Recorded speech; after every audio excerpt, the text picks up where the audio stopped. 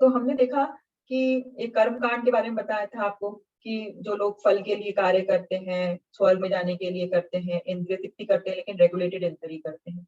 फिर हमने बताया कर्मयोग, कर्मयोग में क्या होता है, हमारे फल से हम अपने आप को विरत करते हैं और काम करते रहते हैं। ज्ञान योग में क्या था कि हम फल का त्याग तो करते ही हैं, कार्य को भी छोड़ देते हैं और हम फिर भगवान के बारे में ज्ञान प्राप्त करते हैं कि हम आत्मा है और हमारा क्या रिलेशनशिप है भगवान के साथ में, पदार्थ से हम अंतर करते हैं। ध्यान योग में क्या है, हम फल का त्याग भी कर रहे हैं, कर्म भी नहीं करते हैं, ज्ञान मन और इंद्रियों पर कंट्रोल करते हैं और परमात्मा पर ध्यान करते हैं। और भक्ति योग क्या है, भक्ति योग में क्या कर रहे हैं, हम पूर्ण ज्ञान में आ जाते हैं, बिना आसक्ति के सर्वोच्च भगवान कृष्ण की प्रेम भक्ति में सारे कार्य करते हैं।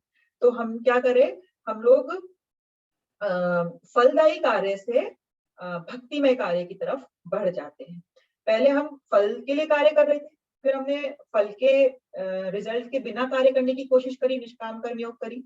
अब हम क्या कर रहे हैं, हमारे सारे कार्य ही भक्ति के लिए, हम हर कोई कुछ कार्य कर ही नहीं रही, हम सब कुछ भगवान के लिए कर रहे हैं। हमारा मॉर्निंग से लेके नाइट तक हम सब काम भगवान के लिए कर रहे हैं, जैसे कि शास्त्र पढ़ते रहेंगे, सुनेंगे भगवान के बारे में, भगवान के लिए भोग बना रहे हैं, भगवान के मंदिर की सेवा कर रहे हैं, माला बना रहे हैं, है ना, जाप कर रहे हैं। तो हर एक हमारा जो कार्य है वो भगवान के लिए। तो हम क्यों है ऐसे में, क्योंकि हम पूर्ण ज्ञान में आ जाते हैं।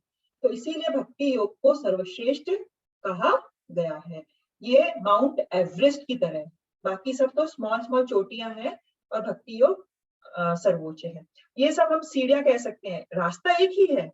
रास्ता एक ही है कि हमें भगवान की प्रेम भक्ति मिलनी चाहिए, बट बाकी सब रास्ते में कठिनाइयां हैं, देर लगेगी, बहुत जन्म लेने पड़ेंगे। लेकिन भक्ति योग लिफ्ट की तरह हमें कर्म कांड से या जो निंदनीय कर्म होते हैं उससे भी सीधा भक्ति की ओर ले आ सकता है। उदाहरण के तौर पे हमने आपको बताया था कि जैसे कैसे मृगारी जो था वो हंटर था, लेकिन जब नारद मुनि भक्त का को साथ मिला तो वह सीधा भक्त बन गए।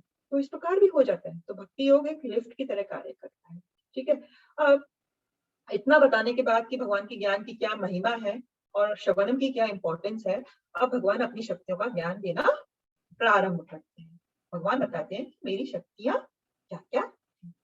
तो इस श्लोक में भगवान ने बताया है, भूमिर आपो अनलो वायु खम मनो बुद्धिरेव च अहंकार इत्ययं मे भिन्ना प्रकृति अष्टधा। कोई इसका ट्रांसलेशन पड़ेगा अनुवाद? हाँ जी रेणु जी। पृथ्वी, जल, अग्नि, वायु, आकाश, मन, बुद्धि तथा अहंकार, ये 8 प्रकार से विभक्त मेरी भिन्ना अपरा प्रकृतियां हैं। भगवद गीता 7.4। हरे कृष्ण। धन्यवाद। हरे कृष्ण। तो अब भगवान अपनी प्रकृतियों के बारे में बता रहे हैं, है ना। हमने आपको पहले भी बताया था कि जो हमारा ये स्थूल शरीर है, स्थूल शरीर 5 तत्वों से बना होता है। वो होता है पृथ्वी, जल, अग्नि, वायु और आकाश। ठीक है, और जो हमारा ये तो स्थूल शरीर हो गया। और जो हमारा सूक्ष्म शरीर होता है ना, सूक्ष्म शरीर होता है वो बना होता है मन, बुद्धि और अहंकार। तो ये 8 मेजर एलिमेंट्स, तत्व है प्रकृति की। ठीक है ना, ये सभी भगवान की प्रकृति के एलिमेंट्स हैं, है ना, मटेरियल एलिमेंट्स कहते हैं, भौतिक तत्व। भगवान कह रहे हैं कि ये सब मेरी भिन्ना प्रकृति है, इसको हम कहते हैं अपरा प्रकृति भी कहते हैं। अब भगवान ऐसा क्यों कह रहे हैं? एक्चुअली एक जो सांख्य फिलॉसफी होते हैं, जो सांख्य योग का जो विश्लेषण करते हैं, वो लोग मोस्टली इनके ऊपर स्टडी करते हैं कि ये जो भौतिक तत्व है ये कहाँ से आए, ये कैसे हमारा शरीर बना है ना। तो पूरा इसका विश्लेषण है ना, ज्ञान उनका सब इनका टॉपिक ये होता है। तो इस प्रकार से हमने देखा है कि बाद में आपको दिखाएंगे, बताएंगे कि भागवतम में कि 24 एलिमेंट्स होते हैं टोटल, जिससे कि हमारा ये शरीर और ये सब भौतिक जड़ चीजें बनती है ना। जड़ चीज के 24 एलिमेंट्स होते हैं। अब भगवान यहाँ पे क्या कह रहे हैं कि ये सब मेरी भिन्ना प्रकृति है। भिन्न से क्या मतलब होता है? सेपरेटेड, जो मुझसे सेपरेट हो गई है ना। अब हमें पता है कि भगवान सर्वशक्तिमान है। ठीक है, भगवान इज द ओनली एनर्जेटिक पुरुष, बाकी सब क्या है? उनकी शक्तियां हैं। ठीक है, ब्रह्म ज्योति भी भगवान का एक प्रकाश है, और ये भौतिक तत्व भी भगवान की प्रकृति है, हम भी भगवान की एनर्जी है। ठीक है, इसको हम देखेंगे अभी आगे। अब इनको सेपरेटेड एनर्जी क्यों कहा है भगवान ने? सेपरेटेड एनर्जी का मतलब हम एक उदाहरण से समझ सकते हैं। जैसे कि एक गाय है, ठीक है, गाय का दूध हमें मिलता है। अब दूध तो सब जगह पहुंच जाता है, ठीक है, जहां जहां दूध जाता है वह गाय जाती है क्या? नहीं ना। तो गाय को हम मान लें भगवान, और उनके दूध को मान लें उनकी एक शक्ति, ठीक है ना। तो दूध के रूप में गाय ने अपनी शक्ति दी, जो कि उस गाय से अलग है, और वह शक्ति वहां कहीं भी जा सकती है जहां गाय नहीं है। तो इसी प्रकार से भगवान की ये जो सब पृथ्वी जल वायु वगैरह है, ये भगवान की एनर्जीज है, लेकिन भगवान की सेपरेटेड एनर्जीज है ना, जो भगवान से अलग हो गई है। और सेपरेटेड जो हो जाता है तो जरूरी नहीं है कि उसकी क्वालिटी उससे सेम हो, ठीक है।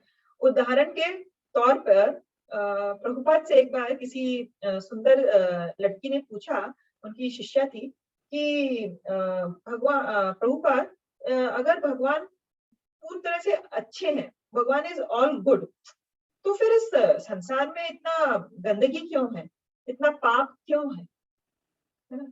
तो भगवान ने क्या उत्तर दिया, प्रभुपाद ने क्या उत्तर दिया? प्रभुपाद ने उत्तर दिया कि तुम इतनी सुंदर हो, लेकिन जब तुम मल त्यागती हो, है ना, जब तुम मल त्यागती हो तो तुम्हारा मल सुंदर होता है क्या? तो वो स्त्री एकदम से समझ गई कि प्रभुपाद क्या कहना चाह रहे हैं। प्रभुपाद ये कहना चाह रहे हैं कि जो जिससे वो सोर्स, उसका सोर्स है किसी एनर्जी का, स्रोत है, जरूरी नहीं है कि स्रोत की जो क्वालिटीज हो वो उसकी एनर्जी में भी आए, उसकी प्रकाश में भी आए। तो जैसे कि मल सुंदर नहीं हो सकता, उस प्रकार से जरूरी नहीं है कि ये जब भौतिक संसार है, यहाँ पर दुख दर्द और पाप ये सब ना हो, है ना।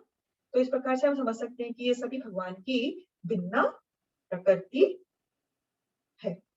अब आपको थोड़ा सा और कंसेप्ट समझाते हैं कि जब भगवान इस भौतिक जगत की रचना करते हैं, तो उसकी जो जिम्मेदारी होती है उसके लिए वो अपने आप को एक्सपेंड करते हैं, विस्तारित करते हैं 3 पुरुष अवतार में।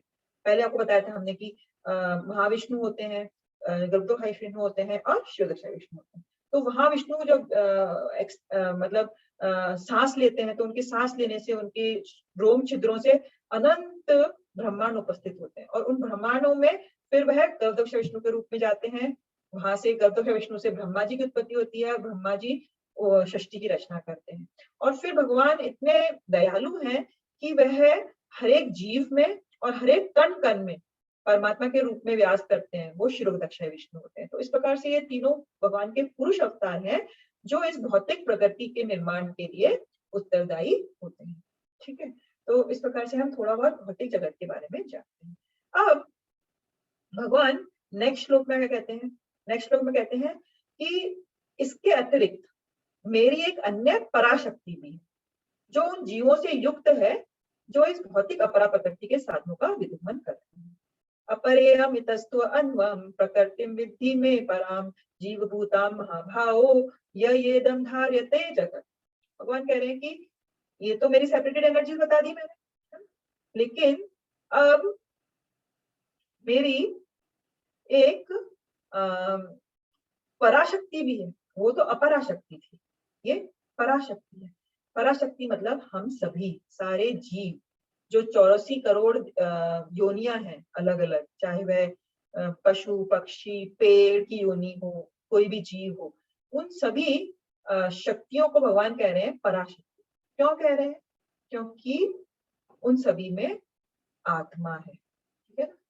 तो और वो आत्मा किसका अंश है? भगवान का अंश है। तो भगवान की वो सुपीरियर एनर्जी हो। हम लोग जो जीव आत्मा है, जीव आत्मा भगवान की सुपीरियर एनर्जी हो। और जो ये जड़ पदार्थ है, इससे हमारा शरीर बना है, इससे भौतिक जगत की हर एक चीज बनी है ना, वो सब क्या है? वो भगवान की अपरा शक्ति या इंफीरियर एनर्जी कहते हैं। इंफीरियर एनर्जी क्यों कहते हैं? क्योंकि वो जड़ है। और हम सुपीरियर एनर्जी क्यों? क्योंकि हम चेतन है, हम कॉन्शियस है ना, हम कॉन्शियस हैं, हम स्पिरिचुअल है ना, हमारी आत्मा स्पिरिट है, और हमारी आत्मा की क्वालिटीज भगवान जैसी है, सच्चिदानंद क्वालिटी है। वो तो हमारी आत्मा इस भौतिक पदार्थ से कांटेक्ट में जब आ जाती है तो हम सब कुछ भूल जाते हैं, हमारा रिलेशनशिप भूल जाते हैं, हम ये भूल जाते हैं कि हम आत्मा हैं। इस कांटेक्ट से सब कुछ प्रॉब्लम आती है। लेकिन ओरिजिनली तो हम भगवान के अंग हैं, है ना। क्वांटिटी में छोटे हैं, क्वालिटी में सेम है।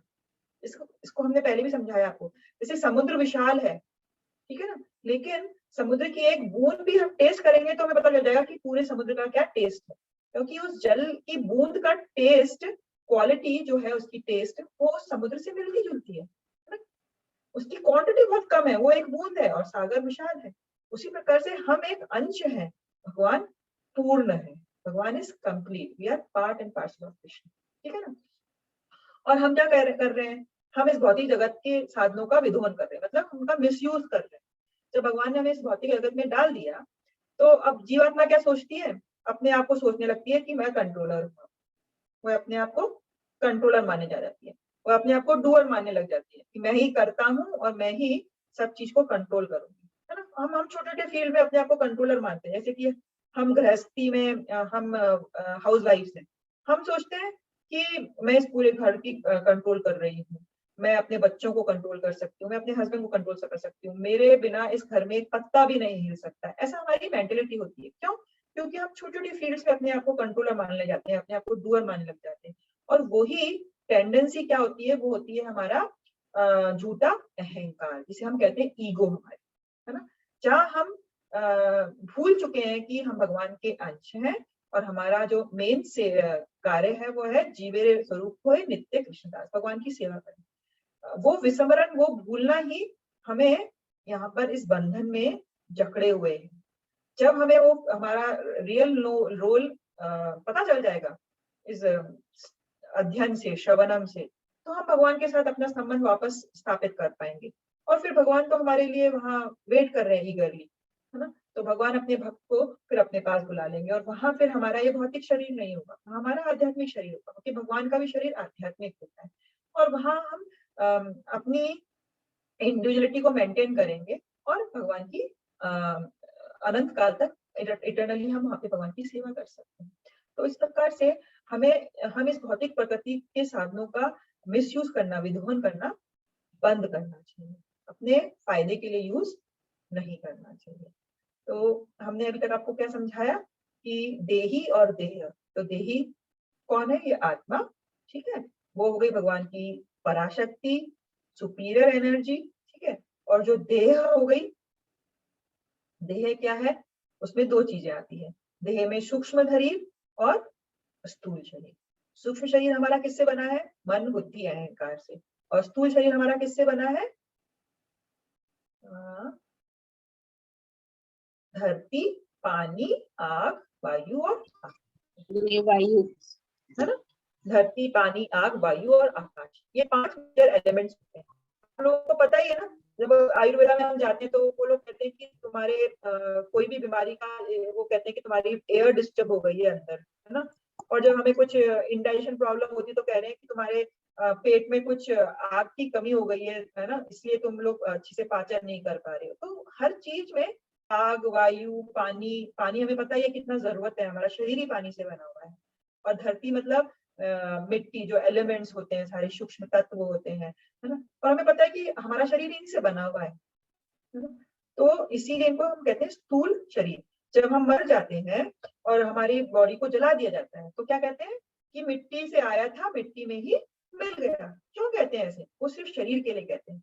आत्मा तो निकल जाती है, आत्मा तो फिर अपना दूसरा, अपने कर्मों के हिसाब से शरीर उसको मिलेगा बाद में, है ना। वो भगवान और प्रकृति उसको प्रदान करते हैं, ठीक है ना। तो एक्चुअली हमारा बॉडी तो बना हुआ है धरती, पानी, आग, वायु, आकाश, और उस स्थूल शरीर जो कि उसका नष्ट हो जाएगा, हम पूरा जीवन उस स्थूल शरीर के लिए अपना बिता देते हैं और आत्मा के बारे में नहीं सोचते। सूक्ष्म शरीर क्या है, मन, बुद्धि और अहंकार। और ऐसा कहा जाता है कि हमारा मृत्यु के बाद ये सूक्ष्म शरीर हमारे साथ जाता है, हमारा मन, क्योंकि मन में तो हमारी डिजायर स्टोर होती है जो नेक्स्ट जीवन में हम पूरी करने की कोशिश करते हैं। और बुद्धि, बुद्धि मतलब जो भौतिक बुद्धि है ना, जैसे कि हम डॉक्टर बन गए, इंजीनियर बन गए, वो हमारे साथ नहीं जाएगी, वो तो यही रह जाएगी। लेकिन हमारी आध्यात्मिक बुद्धि, स्पिरिचुअल इंटेलिजेंस, जितना भी हमने आध्यात्म में ज्ञान प्राप्त किया है, आध्यात्मिक ज्ञान, वो हमारे साथ जाता है। इसलिए तो कहते हैं कि अगले जीवन में हम हमारा डिवोशन फिर से स्टार्ट कर सकते हैं, वहीं से स्टार्ट करते हैं जहां हमने इस जीवन में छोड़ा है, क्योंकि आध्यात्मिक बुद्धि हमारे साथ जाती है।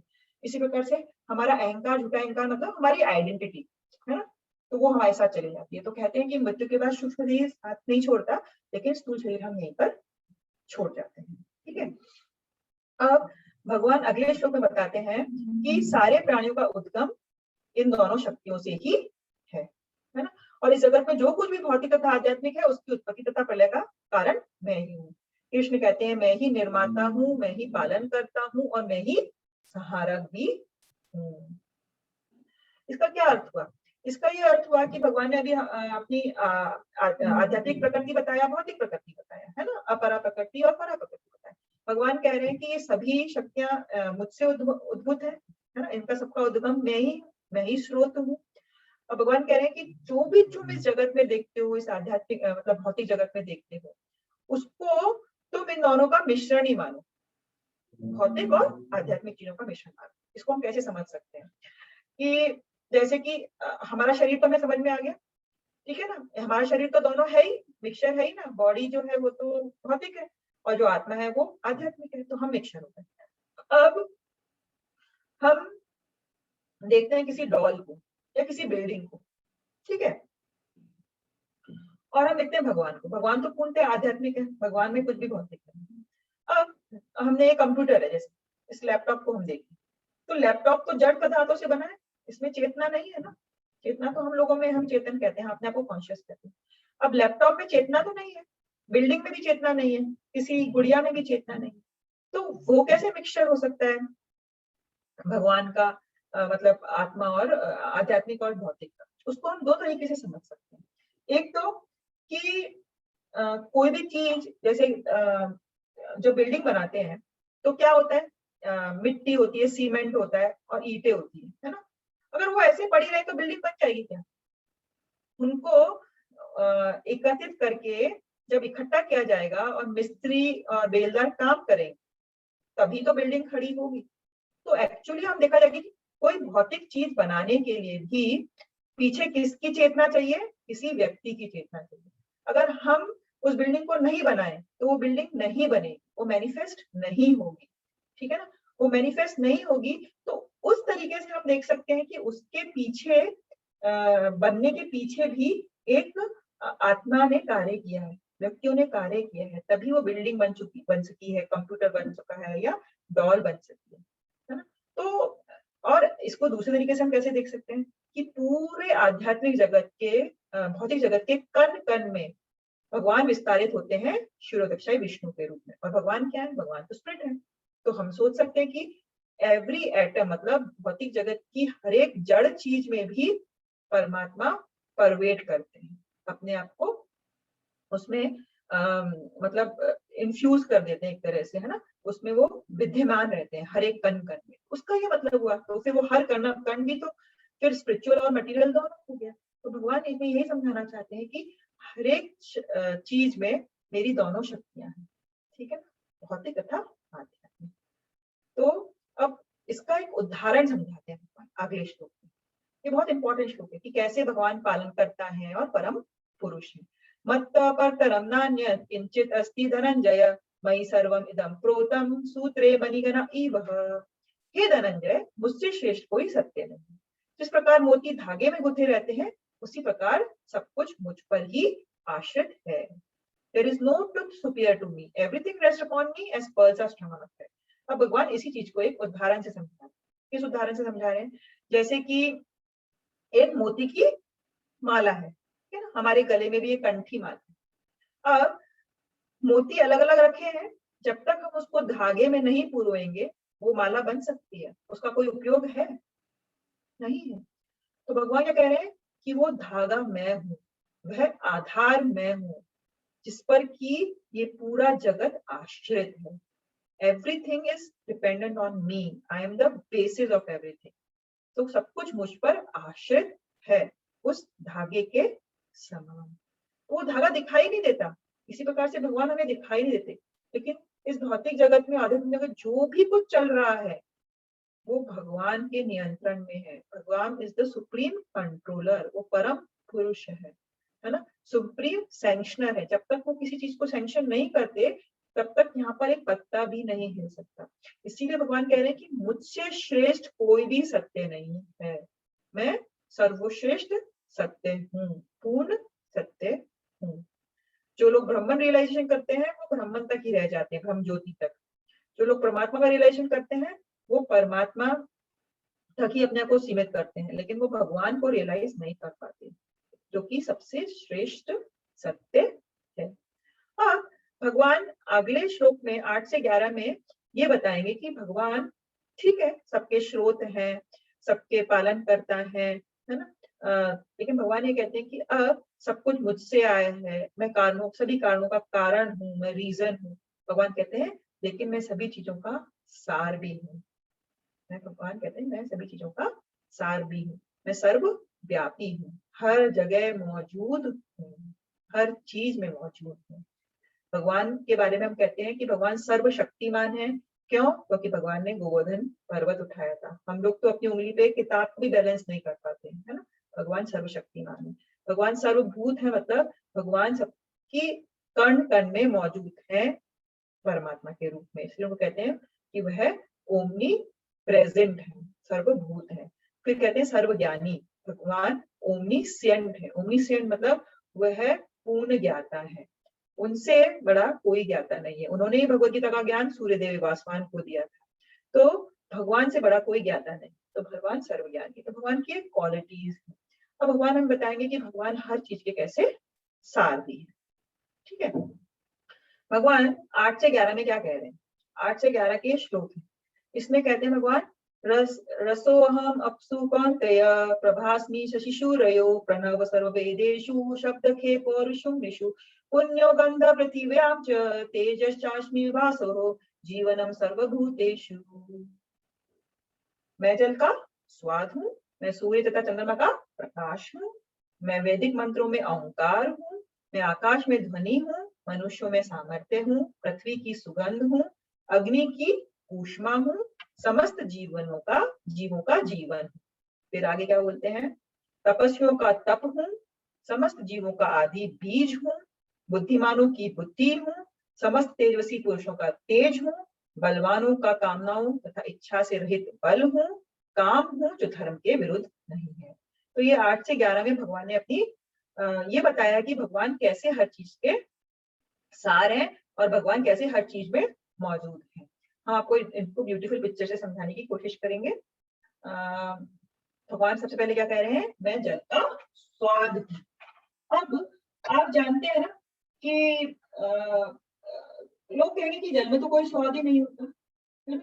साइंटिस्ट कहते हैं वाटर तो टेस्टलेस होता है ना, स्वादविहीन होता है। लेकिन आपको पता है कि जब हम कहीं और जाते हैं तो हम कहते हैं कि यहाँ का जल तो वहां के जल से अलग टेस्ट आ रहा है इसका, है ना। उस नदी का हमने पानी पिया था वो तो बहुत मीठा था, यहाँ पे इतना अच्छा पानी नहीं है। तो क्यों कहते हैं? नेचुरली जल में कोई टेस्ट है। और जल का क्या एसेंस है, जल का क्या स्वाद है? जल ऐसी चीज है जो हमारी प्यास बुझा सकता है। अगर आपको मैं जल की जगह कोको कोला दे दूं, है ना, या कोई जूस दे दूं, दूध दे दूं, तो वह जल का काम करेगा क्या? नहीं करेगा, नहीं। है ना। तो जल जल की जगह ही है, जल का कोई रिप्लेसमेंट नहीं है। ठीक है, हम सुबह सुबह उठ के सबसे पहले पानी पीते हैं। तो भगवान ये कह रहे हैं कि जब तुम पानी पीते हो तो तुम कैसे मुझे याद कर सकते हो? भगवान कह रहे हैं मैं तो जल का स्वाद हूँ। तो पानी पीने की छोटी सी प्रक्रिया में भी हम भगवान को याद रख सकते याद हैं। कर सकते हैं। तो जल का स्वाद हूँ बोल रहे हैं क्योंकि जल में एक पर्टिकुलर टेस्ट होता है। और ये भी आपको बता दूं कि कोई भी चीज टेस्टी क्यों होती है? क्योंकि उसमें पानी की मात्रा होती है। जब हम कोई चीज खाते हैं ना तो हमें सलाइवा प्रोड्यूस होता है हमारे माउथ में। सलाइवा क्यों प्रोड्यूस होता है? अगर सलाइवा प्रोड्यूस नहीं हो, किसी को बीमारी हो जाए जिसमें सलाइवा प्रोड्यूस नहीं हो रहा, तो वो किसी चीज को स्वाद ही नहीं ले पाएगा। क्यों?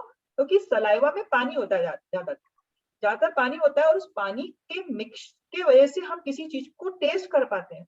तो कितना इंपॉर्टेंट है, पानी की वजह से ही हम चीज को टेस्ट कर पाते हैं। एग्जाम्पल के तौर पे अगर कोई रोटी हमने बाहर रख दी, तो जब हम आटा लगाते हैं तो पानी का यूज करते हैं नेचुरली, तो रोटी में भी पानी होता है। जब रोटी बाहर रख देते हैं तो वो सूख जाती है क्योंकि उसका पानी उड़ जाता है। अब सूखी हुई रोटी में कोई स्वाद आता है हमें? हम खा भी नहीं पाते उसको, ठीक है ना? नहीं। क्योंकि जल चला गया उसमें से। तो जल की वजह से ही किसी चीज का स्वाद आता है। तो कितना इम्पोर्टेंट है, और भगवान कह रहे हैं मैं उस जल का स्वाद हूँ। तो अब कभी जब हम खाना खाएं, किसी चीज को टेस्टी कहें, पानी पिए, तो हम भगवान को कैसे आसानी से याद रख सकते हैं, ठीक है ना? अब भगवान क्या कह रहे हैं, मैं चंद्रमा और सूर्य का प्रकाश भी हूँ। आपको पता है कि सूर्य हमें प्रकाश देता है और चंद्रमा रात्रि में प्रकाश देता है। सूर्य हमें ऊर्जा भी देता है, मतलब हीट भी देता है ना? लाइट तो देता ही है लेकिन हीट भी देता है, गर्माश भी देता है। लेकिन मोस्टली हम सूर्य चंद्रमा को कैसे जान पाते हो कि मेन क्वालिटी क्या है? उसकी लाइट, ठीक है? और आप सभी जानते हैं कि अगर सूर्य उदय नहीं हो तो हमारी सारी एक्टिविटीज रुक जाएंगी। सूर्य के बिना जीवन नहीं होता, है ना? सूर्य अगर रोशनी नहीं देता, हमें पता है ना कि जो भी अनाज होगा, पेड़ पौधे बढ़ेंगे, वो सब क्लोरोफिल और सनलाइट से और क्लोरोफिल एक्टिव होता है। फूड मतलब सारा खाना बनता है ना, पेड़ पौधों में, तभी तो जीवन आता है, फिर हम उन पेड़ पौधों को खाते हैं। तो सूर्य नहीं हो तो ये सब प्रोसेसेस नहीं होंगे और हम जीवन समाप्त हो जाएगा। उसी प्रकार से चंद्रमा जब रात में रोशनी देते हैं तो उससे फलों में जो मधुरता, टेस्ट, रस, वो सब आता है उस चंद्रमा की रोशनी से। तो कितना इम्पोर्टेंट है ये लाइट हमारे लिए, है ना, चंद्रमा सूर्य। और भगवान क्या कह रहे हैं, मैं सूर्य तथा चंद्रमा का प्रकाश हूँ। तो हम जब कभी आप सूर्य को देखेंगे तो हम भगवान को रियलाइज कर सकते हैं। इसमें इस सेक्शन में ये बताया गया है प्रैक्टिकली कि कैसे हम भगवान को भूल ही नहीं सकते। कोई भी रीजन नहीं है हमारे पास, क्योंकि हम पानी पिएंगे तो भगवान को याद कर सकते हैं कि भगवान आपने कितनी अच्छी चीज बनाई जिससे मेरी प्यास बुझ पा रही है, नहीं तो मैं प्यासा ही रह जाता। जब हम सूर्य को देखेंगे, चंद्रमा को देखेंगे रात में, उसकी लाइट तो पूरे दिन रहती है, तो हम कैसे भगवान को भूल सकते हैं? भगवान कह रहे हैं मैं उस चंद्रमा तथा सूर्य का प्रकाश हूँ, है ना? तो कैसे भगवान को हम भूल नहीं सकते। फिर भगवान कह रहे हैं वैदिक मंत्रों में मैं ओंकार हूँ। भगवान कह रहे हैं कि ओम जो लोग बोलते हैं ना, जब भी हम कोई वैदिक मंत्र बोलते हैं, ओम नमो भगवते वासुदेवाय, ओम अज्ञानतिमिरान्धस्य, तो ओम शब्द का हम उच्चारण करते हैं। भगवान कहते हैं कि ये ओम जो है ये प्रणव है, एक साउंड है, जो ही मेरी ही शक्ति है। भगवान कहते हैं कि ये ओम शब्द मेरा एक तरह से मान सकते हो कि मुझे तुम फॉर्मली बुला रहे हो, इनफॉर्मली, फॉर्मली बुला रहे हो, है ना? फॉर्मली बुला रहे हो जैसे कि ओम ओम, तो भगवान उसमें पर्सनली प्रेजेंट नहीं है। लेकिन जब हम हरे कृष्णा महामंत्र का उच्चारण करते हैं तो क्या होता है, भगवान वो हरे कृष्णा महामंत्र की ध्वनि है, लेकिन उसमें हम भगवान के नाम ले रहे हैं, तो भगवान को हम क्लोजली रिलेट कर पाते हैं। ये पर्सनल रिलेशनशिप एस्टेब्लिश करता है महामंत्र। ओम से क्या होता है, ओम भगवान को रिप्रेजेंट तो कर रहा है, लेकिन हमें वो भगवान से प्रेम की अनुभूति नहीं होती ओम बोलने से। तो ज्यादातर जो ब्रह्मवादी लोग होते हैं वो ओम, और जो इम्पर्सलिस्ट होते हैं वो लोग ओम ओम ज्यादा उच्चारण करते हैं। लेकिन भक्ति योगी के लिए होता है कि वह हरे कृष्णा महामंत्र का उच्चारण करें। क्योंकि है ना, उदाहरण के तौर पे अगर हम नरेंद्र मोदी को कहें कि वो तो प्राइम मिनिस्टर है, तो प्राइम मिनिस्टर कहना, उसको ऐसे हम बुलाएं प्राइम मिनिस्टर, तो इतना फॉर्मल लगता है, वो इंटीमेसी नहीं रहती। लेकिन अगर हम नरेंद्र मोदी को नरेंद्र मोदी कहें तो उसे अच्छा लगेगा, है ना? इसी प्रकार से भगवान को अगर हम विष्णु कहें तो भगवान को अच्छा लगता है। लेकिन हम अगर नरेंद्र मोदी को उनके घर के नाम से बुलाए, उनकी माँ, है ना, जैसे को सपोज हम सोच ले कि नंदू है, नंदू कह के बुलाए तो उन्हें और भी अच्छा लगेगा। तो इसी प्रकार से जब हम भगवान को यशोदा नंदन कहते हैं, कहना कहते हैं, तो भगवान को बहुत अच्छा लगता है, कृष्णा कहते हैं। तो इसीलिए भगवान से हमारा रिलेशनशिप एस्टेब्लिश करना है तो हमें भगवान के नामों का उच्चारण करना है। ओम से भगवान को इतनी प्रसन्नता नहीं होगी, ठीक है? और भगवान आगे कहते हैं कि मनुष्य में मैं सामर्थ्य हूँ। हमारे में अलग अलग कैपेसिटीज होती हैं, किसी में कुछ काम करने की कैपेसिटी होती है, किसी में कुछ काम करने की कैपेसिटी होती है। भगवान कह रहे हैं कि वो कैपेसिटी भी मैं हूँ। तो जब कभी हम कुछ सक्सेस होंगे कभी, तो भगवान को धन्यवाद दे सकते हैं, भगवान के बारे में सोच सकते हैं। फिर भगवान कहते हैं इस पृथ्वी की आद्य सुगंध में हूँ, है ना? अब कोई सोचेगा कि पृथ्वी में सुगंध कैसे होती है, लेकिन आप लोगों ने अनुभव किया होगा कि जब बारिश होती है तो हमें एक भीनी भीनी सुगंध आती है और वो सुगंध बहुत लोगों को बहुत अच्छी लगती है। तो एक्चुअली पृथ्वी से सुगंध उत्पन्न होती है और भगवान कह रहे हैं वो सुगंध मैं हूं। एक और उदाहरण आपको दे सकते हैं। जैसे कि हम जब बीज बोते हैं धरती में, तो बीज में तो कोई स्मेल नहीं होती, सुगंध नहीं होती, लेकिन जब बीज को हम बो देते हैं, उसको पानी डालते हैं, तो धीरे धीरे वो पौधा बनता है। पौधा बनने के बाद हम देखेंगे कि उसकी पत्ती में कुछ स्मेल होती है, तुलसी जी में आप स्मेल है। फिर जब उसमें फल आते हैं या उसमें फूल आते हैं, तो उस फूल में सुगंध आती है, फल में सुगंध आती है, तो वो कहाँ से आएगी? नेचुरल पृथ्वी से ही आई, है ना? तो जब कभी हम अब फूल को सूंघेंगे, फल को सूंघेंगे, किसी सब्जी को सूंघेंगे, तो हम भगवान को फिर से याद कर सकते हैं। तो भगवान ने यहाँ पर इतने सारे उदाहरण दिए हैं, जिससे भगवान कह रहे हैं कि मुझे भूलने का कोई स्कोप ही नहीं है, मुझे भूलने का स्कोप ही खत्म हो जाता है। तुम फल खाओगे तो मुझे याद कर सकते हो, फूल सूंघोगे तो मुझे याद कर सकते हो, पानी पियोगे तो मुझे याद कर सकते हो। और फिर भगवान और भी अधिक उदाहरण देते हैं कि अग्नि की ऊष्मा भी मैं हूँ, हीट। हम कहते हैं ना सर्दियों में हम आग जलाते हैं ऊष्मा लेने, तो भगवान कह रहे हैं वो ऊष्मा भी मैं हूँ, ठीक है। और पेट में भी हमारा डाइजेशन के लिए हीट प्रोडक्शन होता है, तभी हमारा डाइजेशन होता है। तो सो इम्पोर्टेंट, लाइक हम भगवान को याद कर सकते हैं। फिर भगवान कह रहे हैं समस्त जीवों का मैं जीवन हूँ। कैसे? क्योंकि भगवान ही वो अरेंजमेंट करते हैं जिससे कि एक जीव किसी के गर्भ में धारण होता है और फिर उसका भौतिक शरीर डेवलप होता है एम्ब्रियो के फॉर्म में। तो भगवान का ही बेसिक अरेंजमेंट होता है, ठीक है ना, कि ये पर्टिकुलर जीव अपने कर्मों के हिसाब से कौन सी योनि में जाना चाहिए। तो ये सारा अरेंजमेंट भगवान ने किया है। तो समस्त जीवों का मैं जीवन हूँ।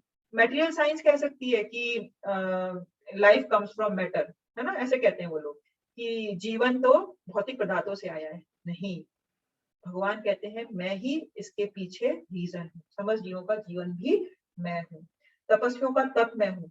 बहुत से लोग बहुत बड़ी बड़ी तपस्याएं कर पाते हैं, जैसे कि कुछ जो तपस्वी होते हैं वो बहुत समय तक मतलब आग के भीतर रह सकते हैं, कुछ लोग पानी के भीतर रह सकते हैं, कुछ हवा में रह सकते हैं। तो भगवान कह रहे हैं कि वो तपस्वियों का तप मैं हूँ। तो इससे हमें क्या रियलाइजेशन होता है, प्रैक्टिकली हम उसको कैसे अप्लाई कर सकते हैं कि जब कोई बड़ी तपस्या करे, है ना, तो हम उस तपस्या में भगवान को देख सकते हैं, ये बड़ा तपस्वी है। अब अभी तो इतने बड़े तपस्वी कम देखने को मिलते हैं, लेकिन छोटी सी तपस्या तो हम करते हैं, जैसे हम फास्टिंग करते हैं, है ना। फास्टिंग करते हैं तो कोई लोग निर्जला व्रत करते हैं एकादशी के दिन, बिल्कुल पानी नहीं पीते, तो उनकी तपस्या थोड़ी ग्रेट हुई, है ना, उनमें कैपेसिटी है वो करने की। कुछ लोग फल पे कर लेते हैं, कुछ लोग फल पे नहीं करते तो नॉन ग्रेन प्रसाद लेते हैं, है ना। तो देखते हैं कि अलग अलग लोगों की अलग अलग कैपेसिटी होती है, कुछ लोग बिल्कुल फास्ट कर ही नहीं पाते। तो भगवान, जब हम कभी किसी को तपस्या करते देखें तो हम भगवान का स्मरण कर सकते हैं कि भगवान ने इस को तपस्या करने की कैपेसिटी दी है। वी कैन बी थैंकफुल, ना कि हम उनसे एनवियस नहीं होना है, हमें उनसे जलना नहीं है कि मैं नहीं कर पा रही, नहीं, हम उस तपस्या में भगवान को देख सकते हैं। और भगवान फिर कहते हैं समस्त जीवों का आदि बीज हूँ, ये हमने आपको बताई दी कि भगवान ही इन समस्त जीवों के जीवन के लिए उत्तरदायी है, रिस्पॉन्सिबल है। भगवान के बिना एक पत्ता भी नहीं हिल सकता है। और भगवान आगे आने वाले अध्याय में 14वें अध्याय में भगवान कहते हैं 14.9 में कि सर्वयोनिषिपान्तय मूर्त संभवन्तीय तासाम ब्रह्म मदोनिर अहम बीज प्रदत्त पिता। वो कहते हैं मैं सबका बीज, सभी चीजों का मैं बीज हूँ, सीड गिविंग फादर हूँ। भगवान हमारे सबके पिता हैं। फिर बुद्धिमानों की बुद्धि है, हम बुद्धि से कितने सारे काम करते हैं, भगवान कह रहे हैं वो बुद्धि भी मेरी है। तो कभी हम इंटेलिजेंटली कोई काम करें तो भगवान का स्मरण कर सकते हैं। फिर भगवान कहते हैं समस्त तेजस्वी पुरुषों का मैं तेज हूँ, मैं पावर जो आता है ना किसी में, वो पावर भी मैं हूँ, जो पावरफुल लोग हैं उनका पावर भी मैं हूँ। और सभी बलवानों की स्ट्रेंथ, बल मैं हूँ, लेकिन वो बल किसी कामना या इच्छा से रहित होना चाहिए। कुछ लोग बॉक्सर्स होते हैं, जैसे कि हमने आपको मोहम्मद अली का उदाहरण दिया था, बहुत स्ट्रांग था, है ना, और वो सोचता था कि मुझसे बढ़कर कोई नहीं है, लेकिन उसको फिर डिजीज हो जाती है, पार्किंसन डिजीज। तो उसको रियलाइज होता है कि जिसने मुझे वो बल दिया था, मुझसे वो बल वापस ले लिया है ना। तो इसीलिए हमें हमेशा याद रखना चाहिए कि अगर हम बहुत स्ट्रांग है तो हमें भगवान को धन्यवाद देना है। और आखिर में भगवान कहते हैं मैं वह काम हूं जो धर्म के विरुद्ध नहीं हूं। मतलब इसका ये मतलब है कि अगर वैदिक संस्कारों के हिसाब से कोई मैरिज करता है और मैरिज करने के बाद फिर जब बच्चे पैदा होते हैं तो अगर तरीके से, प्रॉपर तरीके से, अगर हमने इलीगल तरीके से कोई काम नहीं किया है तो उस काम में भी हम भगवान को देख सकते हैं। और प्रभुपाद इसके तात्पर्य में कहते हैं कि जब किसी भक्त के बच्चे होते हैं तो हमें प्रयास करना चाहिए कि उन बच्चों को हम भगवत मतलब ज्ञान दें, भगवान का भक्त बनाएं। तो उससे फिर क्या होता है, इस काम का सही सदुपयोग होता है ना। तो भगवान कह रहे हैं वो काम भी मैं हूँ जो धर्म के विरुद्ध नहीं। ठीक है, भगवान ने इतने सारे उदाहरण दिए जिससे हम भगवान को हर समय याद कर सकते हैं, है ना, इतना मुश्किल नहीं है। अब भगवान ने ये सब बताने के बाद इसका कंक्लूजन, इसका एंड रिजल्ट हमें बताया इस श्लोक में। भगवान क्या कहते हैं कि ठीक है, ये सब चीज मैं हूँ, ठीक है ना, आई एम इन एवरीथिंग, ठीक है, आई एम एवरीथिंग, बट मैं इन सबसे परे हूँ, ठीक है। ये चैव सात्विका भावा राजसस्तमस च ये मत्तः एव तीतान् विद्धि न त्व अहं तेषु में वही। कोई पढ़ेगा इसे?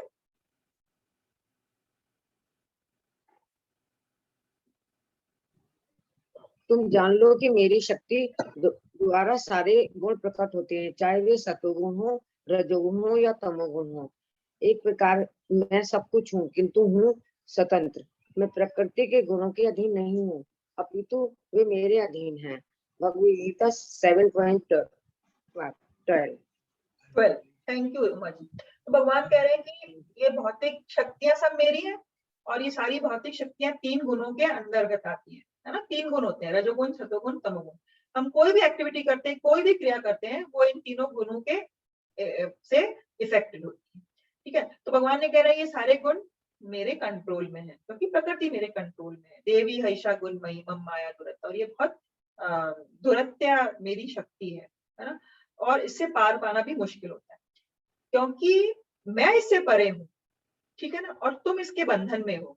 तो तुम्हें ऐसा कुछ करना पड़ेगा, परे से जुड़ने के लिए तुम्हें इस बंधन से अपने आप को मुक्त करना पड़ेगा, अज्ञानता से दूर करना पड़ेगा, ज्ञान आना पड़ेगा, तो तुम इससे दूर हो सकते हो। भगवान कह रहे हैं कि सब कुछ एक तरह से मेरे में है, मैं सब में हूँ, ऐसा कहते हैं ना, भगवान सब में है, सब मुझ में है, ठीक है। Everything is in Krishna and everything is Krishna. भगवान कह रहे हैं ऐसा सब कुछ होने के बाद भी मैं किसी भी रूल्स एंड रेगुलेशंस में नहीं आता, मैं इंडिपेंडेंट हूँ। तुम लोग इंडिपेंडेंट नहीं हो, तुम बंधे हुए हो। हम लोग भी कब स्वतंत्र हो सकते हैं? जब हम इस भौतिक प्रकृति का साथ छोड़ दें, इन गुणों से हम परे हो जाएं, हम ट्रांसेंडेंटल हो जाएं, है ना। तो भगवान इन गुणों के भीतर नहीं आते हैं। मैं इन प्रकृति के गुणों के अधीन नहीं हूँ, बल्कि ये गुण मेरे अधीन हैं। I am the controller, I am not under control.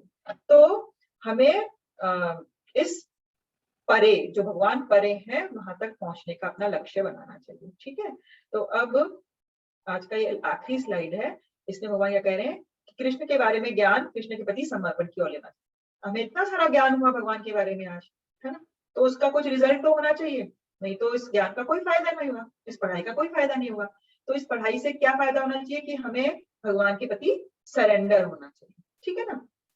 तो लेकिन क्या होता है, हम इस भौतिक शक्ति के प्रति अपनी आसक्ति रखते हैं, उसके प्रति हम अट्रैक्टेड होते हैं, है ना। तो हमें भगवान की महानता की नॉलेज नहीं हो पाती और इसीलिए हम भगवान को सरेंडर नहीं कर पाते, भगवान को समर्पण नहीं कर पाते। अब अपनी 2 शक्तियों से अलग होने के बारे में कहने के बाद भगवान कृष्ण उनकी शरण लेने के महत्व की व्याख्या करें। तो भगवान ने अभी तक क्या बताया कि मैं इन शक्तियों से परे हूँ, मेरी शक्तियां हैं डेफिनेटली परा और अपरा, लेकिन मैं इनसे परे हूँ, मैं गुणों के भीतर नहीं आता हूँ। भगवान कहेंगे इसीलिए तुम्हें मेरी शरण में आना चाहिए। तो अगले सेक्शन में नेक्स्ट टाइम हम पढ़ेंगे भगवान के प्रति शरणागति के बारे में। तो अब ये जो चैप्टर 7 है, ये मोस्टली हम 3 क्लासेस में खत्म, ठीक है ना। इसमें 30 श्लोक है, आज हमने 12 कवर किए हैं और अगले 2 क्लासेस में 18 श्लोक बचे हैं, तो 9 करके हम इसको कंप्लीट करेंगे, ठीक है। तो उम्मीद है कि आपको आज का सेशन समझ में आया। कोई डिफिकल्ट है, कुछ क्वेश्चंस पूछने तो आप पूछ सकते हैं। कैसा लगा आपको ये भी बता सकते हैं, कुछ कमेंट्स दे सकते हैं। बहुत अच्छा।